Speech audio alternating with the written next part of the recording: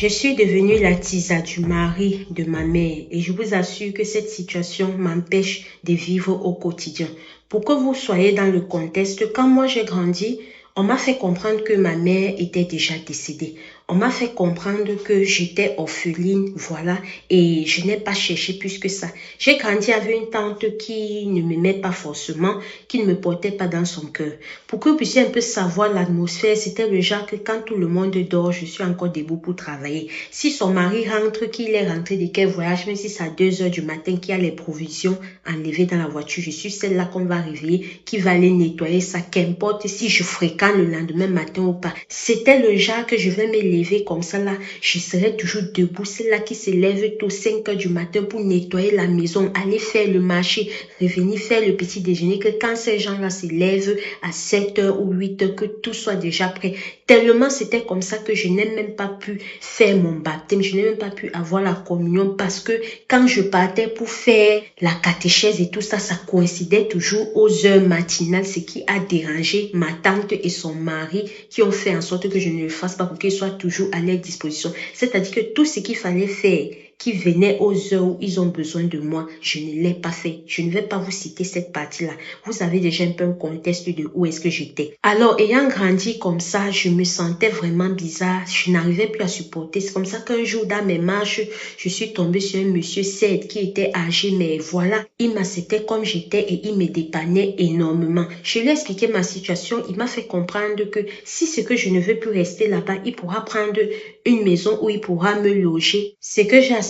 C'est ainsi que je suis quittée de la maison de ma tante pour aller m'installer là-bas. On a fonctionné ensemble. Le monsieur là me traitait comme une princesse. Tout allait bien. À un moment donné que j'ai failli oublier de vous dire, depuis le début de la relation, il m'avait déjà prévenu qu'il était marié et père de plusieurs enfants. Ce qui ne m'a pas dérangé. J'ai dit, il n'y a pas de problème. Moi, dans ma tête, c'était juste un pont pour pouvoir arriver où est-ce que je voulais arriver. Donc, avant que je n'arrive là, je devais fonctionner avec lui. Sauf qu'avec le temps, tellement il prenait bien soin de moi que je suis réellement, follement tombée amoureuse de lui. Alors, à partir de ce moment, j'ai voulu savoir qui est ma rivale. À partir de ce moment, j'ai voulu savoir qui est la femme qui gère la vie de ce monsieur. C'est comme ça que après mes recherches et tout, j'ai pu trouver qui était cette dame-là. Du moins, j'ai pu avoir son réseau social.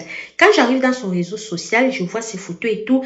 C'était devenu comme une obsession pour moi. J'étais toujours en train d'entrer dans son profil pour voir ce qu'elle fait, comment est-ce qu'elle s'habille, ses trucs qu'elle fait, histoire de faire plus que ça pour que le père là puisse être plus fan de moi et la laisser. Alors, un jour, je suis restée, malgré que ma tante là m'avait fait tout ce qu'elle m'avait fait là. Je n'avais pas totalement coupé le contact avec elle parce que c'était clairement la seule famille qui me restait. Donc, de temps en temps, je partais toujours là-bas. Mais comme on dit, on pardonne, mais on n'oublie pas. Moi, je n'avais pas oublié dans mon cas, mais j'avais pardonné. Donc, je partais souvent la porter les provisions pour elle et ses enfants et tout, voilà. Un jour, quand je suis arrivée là, comme je vous ai dit, tellement j'étais obsédée par le profil de la dame du monsieur là que même sans m'en rendre compte, je pouvais prendre mon téléphone comme ça là, je pars, je regarde. Vous voyez le genre de regarder que tu es.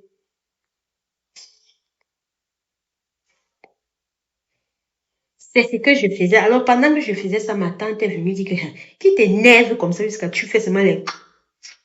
Quand je mets le téléphone comme ça pour qu'elle regarde, je suis en train de lui regarder, je vois sa réaction. Je ne suis pas un enfant et j'ai clairement compris que dans sa réaction que il y a anguille sous roche.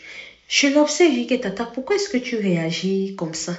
Moi, je réagis comme ça parce que je sais pourquoi, mais tu connais cette dame? Elle me dit non. Mais son nom, je ne sais pas comment je peux vous expliquer ça. Son nom était un nom.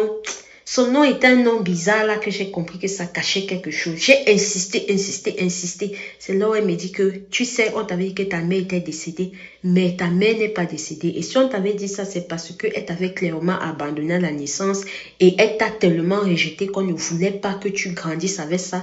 On s'est mis d'un commun accord et on a décidé que ce qui était mieux, c'était de te dire qu'elle est partie. Mais sinon, ta mère n'est pas partie, elle est toujours là parmi nous. Et c'est la dame là, c'est là où je reste comme ça, je suis dépassée. C'est là où j'ai compris que je suis la tisa du mari de ma mère.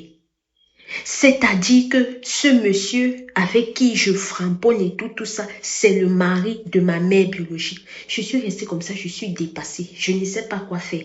J'ai besoin de vos conseils. Est-ce que je dois contacter la mère et dire que ok, ton enfant que tu avais abandonné là, c'est moi comme ça là? Est-ce que je dois dire au monsieur là que, ok, la femme que tu es mariée là-bas, tu sais qu'elle a eu un enfant avant. Je ne sais pas si elle avait dit ou pas. Tu sais que son enfant qu'elle avait eu là, c'est moi. Je vais commencer où pour finir où? Et si je lui dis, ça veut dire que la vie du poulet que je mène maintenant, qui finance là, je vais faire comment? Je n'ai pas épargné assez, je n'ai pas d'activité que je fais. Je vais rentrer ici chez ma tante si. Je fais comment? Je reste tranquille, je fais qu'il m'ouvre un petit business avant que je dise. Je fais comment?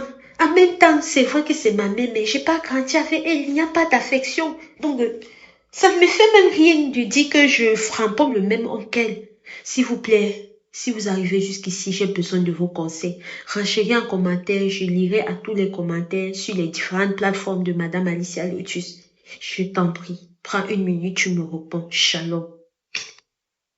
La famille, vous avez écouté l'histoire de la sœur. Hey! Il y a un genre d'histoire là que non. Pardon, si vous pouvez ranger ici, elle attend, elle a besoin. Famille, soyons prudents, oh. Hey! Courage, ma tata, courage.